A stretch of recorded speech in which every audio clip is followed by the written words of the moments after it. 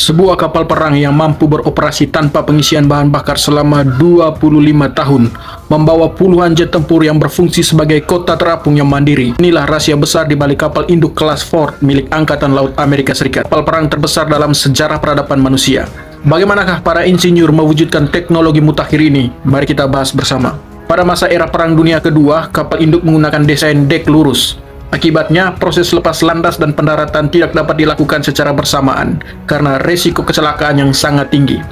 Untuk mengatasi masalah tersebut, para insinyur merancang dek miring. Inovasi ini memisahkan jalur penerbangan dan pendaratan secara efektif.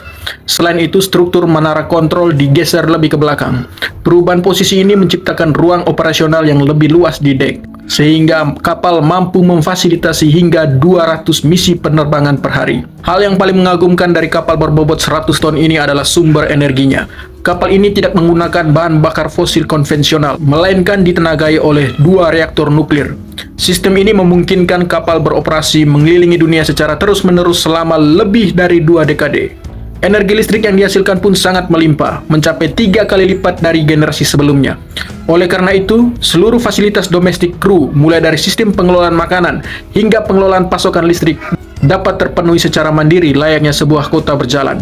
Tantangan terbesar berikutnya adalah keterbatasan panjang landasan pacu, yang hanya 1/7 dari panjang landasan pacu normal di darat. Bagaimana jet tempur berbobot puluhan ton dapat mengudara dalam jarak yang begitu pendek?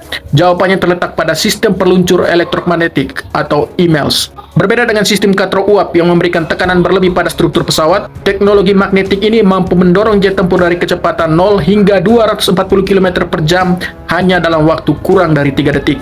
Sistem ini dikendalikan penuh oleh komputer, sehingga daya dorong dapat disesuaikan secara akurat, baik untuk jet tempur berat maupun drone nirawak yang ringan. Jika proses lepas landas memerlukan akurasi, maka proses pendaratan adalah fase yang paling berbahaya. Kecepatan pesawat saat menyentuh dek berada pada level tertinggi. Untuk menghentikannya, jet tempur dilengkapi pengait khusus yang akan menangkap kabel baja di dek kapal.